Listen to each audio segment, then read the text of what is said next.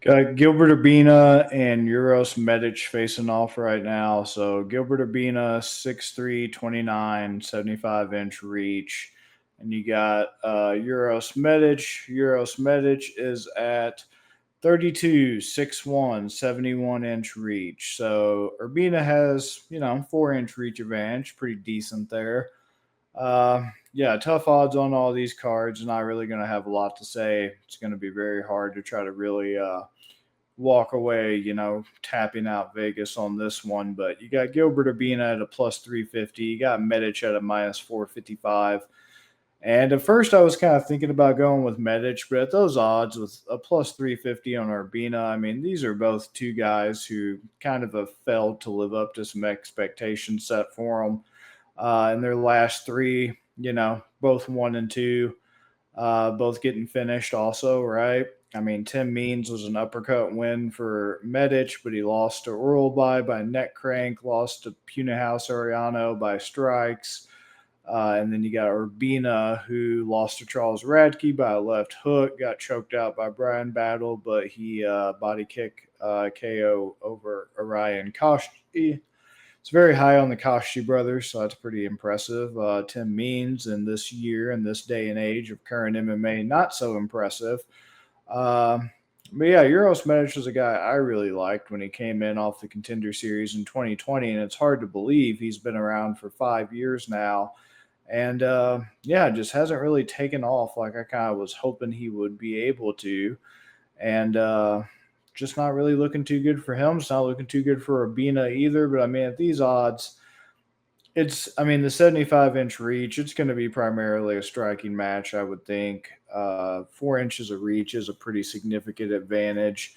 I'm just kind of lobbing it out with a Hail Mary there and just going to go with Urbina. I mean, it's very concerning that one of Urbina's losses has been to Trayshawn Gore, but we also did see Trayshawn Gore, really take it to Rodolfo Vieira just last weekend. So maybe a little bit of hope there after all, but I think I'm just going to go Urbina money line. You got Rafael Siqueira versus Julius Walker.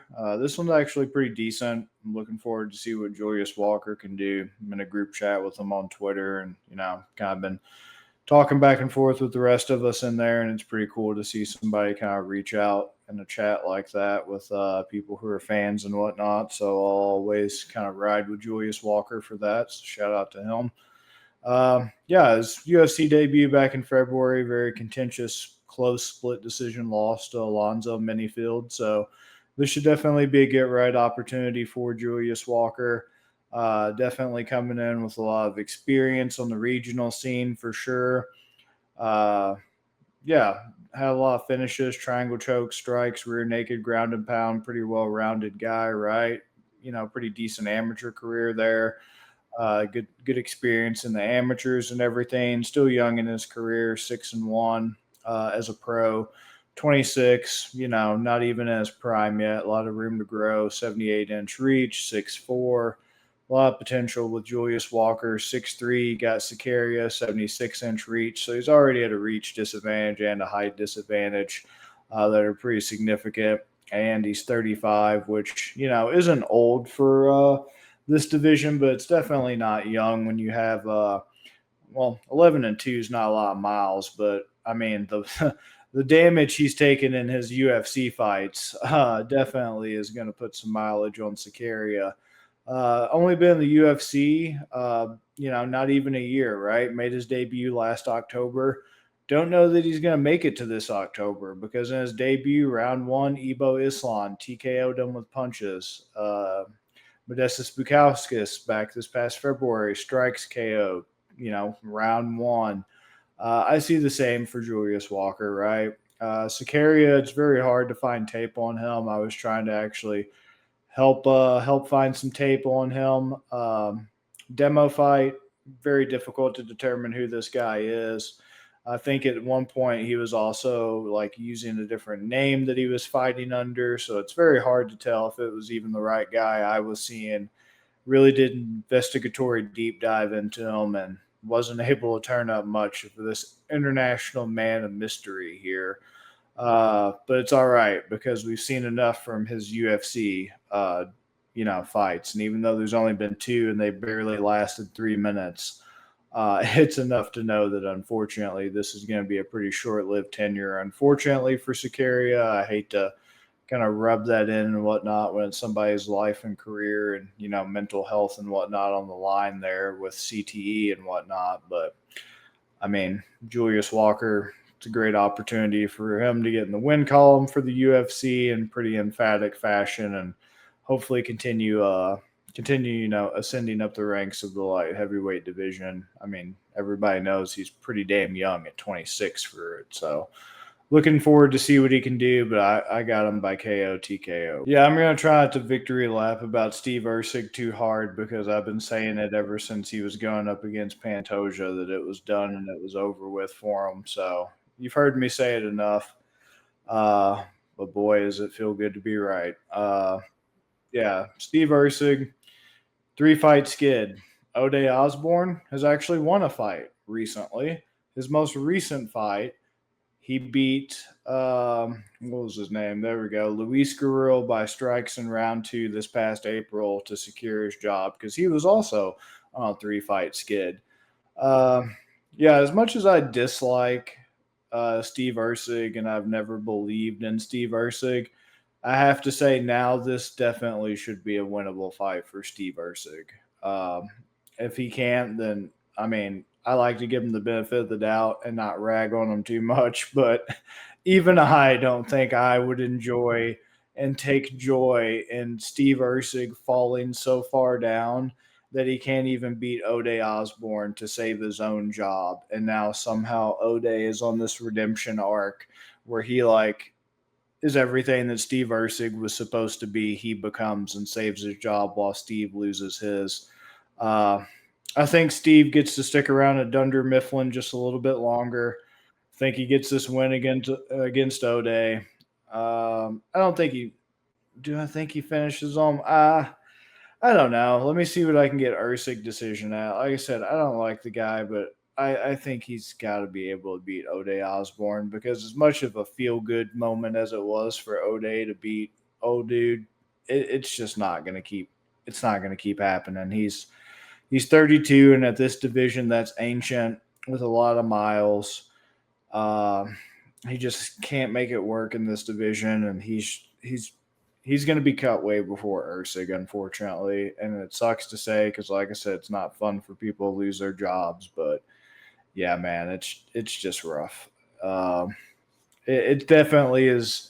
It's a layup for Ursig by the UFC. So they want their Aussie to do it or whatever, and all the Office fans do. Speaking of the Australian, whatever the hell wrestling thing he won, I put no stock in that anymore. I'll tell you what, dude. In the late '90s, I won that thing. All right, you know me. You know I'm not much of a grappler, right? I'm more of a Sanda guy, Shaolin Kung Fu guy. I won that thing in the late '90s. Robert Whitaker won it. Who hasn't won it at this point, right? Who actually uses the damn wrestling in that thing? I think it's just another NPR US aid trap that's being set up that's got defunded and it's dead and it's over with now. It doesn't exist. It's a myth. So I think Steve Ursig's going to go decision at plus 200. That's how I'm rolling. You got Roman Dolidze versus Anthony Hernandez. This is actually like the best fight on the whole damn card. Uh, but yeah, I think Anthony Hernandez wins this handily. Dolidze has no gas tank. He's primarily a grappler, but Hernandez, Fluffy's just on a different level, man. His leg rides and his pins and everything, and his ground and pound to hunt for the sub and the transitions in between just melt people. And with the susceptibility he already has to a bad gas tank, Dolidze in a 5-round fight, I mean, Imavov just made the guy completely gassed after like 2 rounds. Couldn't even wrestle. Couldn't even get a game plan going to try to take down the striker. And now you expect him to have like the same gas tank against a guy who's like going to more than welcome, a grappling exchange with him. I don't think he has it. And he better hope that it at least tries to, go into a wrestling match and they break out the singlets because he's got no hope in striking if it stays standing. He's going to get absolutely mollywopped and clobbered and just man, he's going to get something taken from him that he doesn't want to give up. That's all I'm going to say. If you've ever been to the incarceration in the United States of America, you know what I'm talking about. But yeah, Dolidze at plus 260, Hernandez at minus 325. This is a fight, honestly, I feel like should be like a minus 500 for Hernandez. That's how comfortable I am that he's going to win. KO TKO, you got plus 350. You got sub at plus 225.